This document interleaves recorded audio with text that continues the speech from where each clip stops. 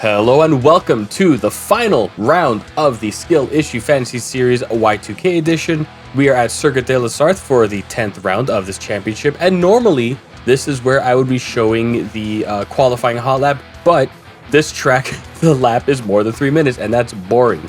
So instead, we're going to take a quick look at this second fuck-ass special livery for the final race, because doing a special livery for Le Mans seems like the kind of thing an actual race person would do. And we are covered in Canadian content, swapping blue for red, just trying to have a good old boy red and white Canadian theme. And all of the businesses, except for Honda, are of Canadian descent. Love to see that. Let's get on to the race. So at the start of the race, it's kind of a fortunately unfortunate situation where I did qualify on pole, and I did that because with the very long straights present all over this track, I elected for low wing, clearly lower than the AI, but that does not stop them from overtaking me 4 in 1 corner, down from pole position to P5 coming out of that first turn. And as we go into these starting sweepers here, losing a bit of ground, and I'm okay with losing some of that ground because I do know I'm going to have an advantage on the long straights, taking a cone with me as we exit the sweepers, coasting downshift through the corner to get that engine braking a little off track. But it turns out the game is very generous with track limits around that corner, and we are onto the straight down in P5. And as I say, I'm not worried about the gap, because if you look at the time on the left side of the screen, I am catching up by about 1/10 of a second every time it refreshes. And I did make the choice to go with lower wing because there's a straight before the chicanes, there's a straight between the chicanes, there's a straight between the second chicane and the hairpin, and then there's another straight between the hairpins. A lot of this track is just foot flat to the floor, and taking advantage of that, losing some time gap ahead, as you can see on the timing sheet on the left, but clawing it back, and we're going to go in towards the second chicane, having chopped that gap down under a second, which in itself is pretty great. And the fact that there are 4 cars just going to collapse into each other every time there's a corner. They all love to get into that conga line. That's a bad exit out of the chicane there, but losing the back end and almost taking the wing of Mark Mr. Confetti behind. But we're okay onto yet another straight, losing 1 3/4 seconds to the cars in front.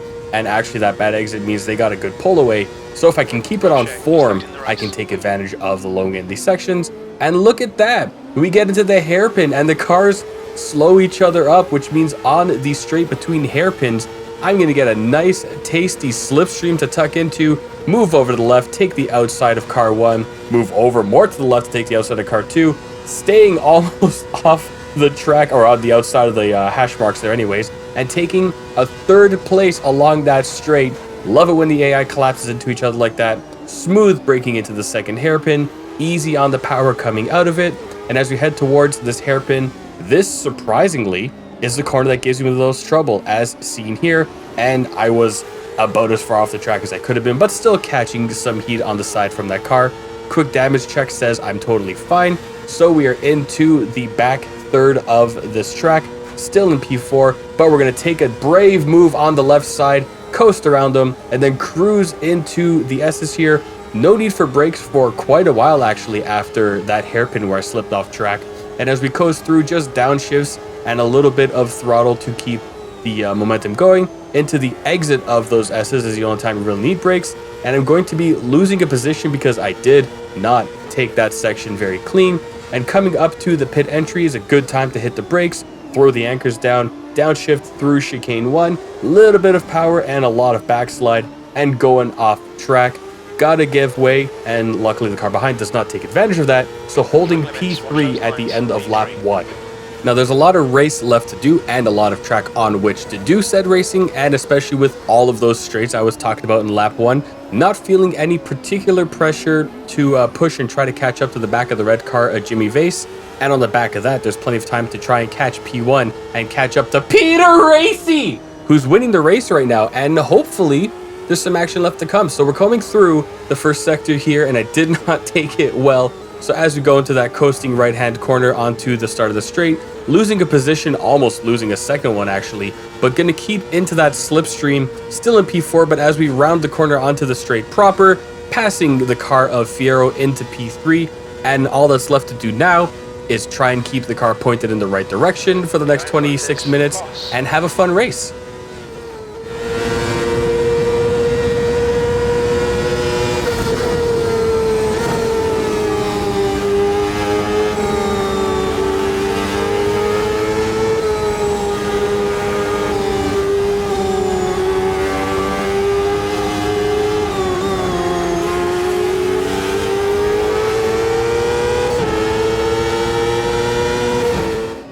So we move ahead now to the third lap, exiting the second chicane. And if you look at the timing sheet, you can see I've dropped Mr. Confetti by around about 6 seconds, but unable to catch P2 on account of the fact that the straights are great, but the hairpins especially and the chicanes give me a lot of challenge in trying to find the right braking point, because with the lack of downforce, gotta brake earlier. But we're coming to that first hairpin here and having a bit of backslide on the exit, but there's a long straight, and actually you can see the car of Peter Racy up ahead. I'm electing not to shout his name this time because I really hurt the last time I did it. But we're coming along the bendy straight here, going in towards the second hairpin, pulling to the right, easy pass on Mr. Vase and the red car there, and coasting into the next hairpin. No brakes yet, no brakes yet. Now you'd hit the brakes, downshift a little bit. We're going to come around the left-hander, and we're going to work towards the second hairpin, which, like I said, is a turn that I think, for me, is the trickiest one to come to grips on. And not having the best exit, a little bit of sliding in the back there. But we're going to come away with P2 on lap 3, 2/3 of the race left to go.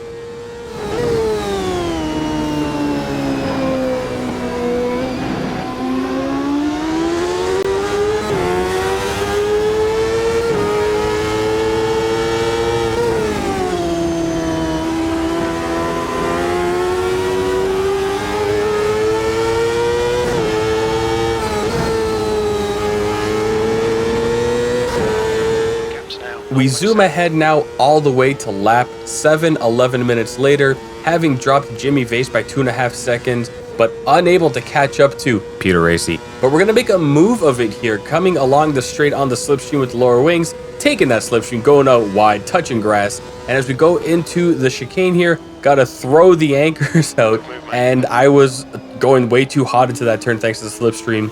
So I just had to reclaim the exit, getting a track limit warning.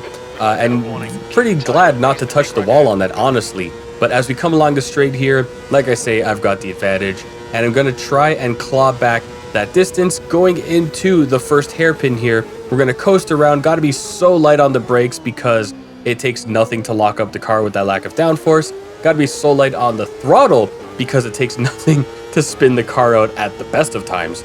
And as we go between the two hairpins here, like Zach Galifianakis, we're going to be clawing back that deficit, making up decent chunks of time every time the timing sheet updates. Another 10th or more drop down, and we get a little bit of slipstream, pull out to the right, and we're going to coast into that second hairpin. No brakes yet. We're going to slam the anchors down, slow up the car behind, roll around the left-hander, and head towards that hairpin.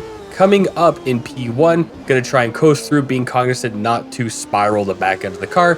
And running away now with P1. You can see him dropping back in the rear view mirror there. Love the feeling of that. 1/3 of the race left to go. Well, a little bit less actually. And up into P1. Just got to get it home.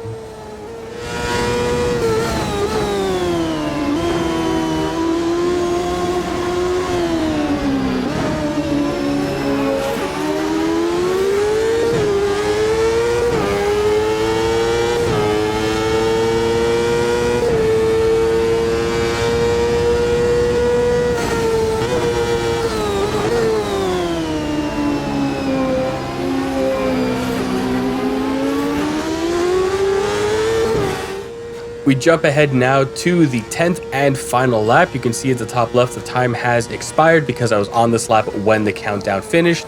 And just going to let it ride out in the final sector here. A series of complexes which have surprisingly become one of my favorite in motorsport. In these cars, it's actually really fun to just coast through and let the car sort of do its thing to get you around. Coming on the bumpies on the exit of that sweeper section actually. And you look at the timing sheet, you see I've dropped Peter Racy by about 1 1/2 seconds. Not the earth-shattering difference in pace I was kind of thinking would happen, betting on the straights over the corners. But we're going to round the final corner here and finish the championship with a win. The gap to Rocher behind is now 0.7. Perfect drive, absolutely flawless. Well done, the big ragu.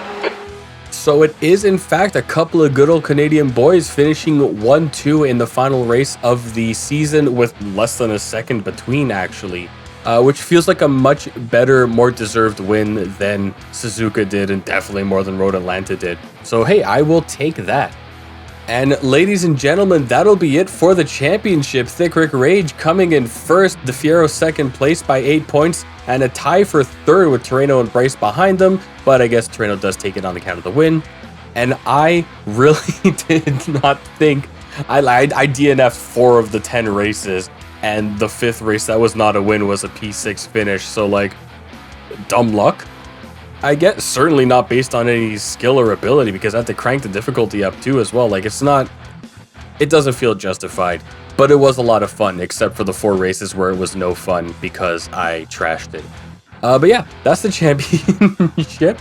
So it's on to something new now. I have an idea, and I will be making a video about that idea hopefully shortly after this one comes out.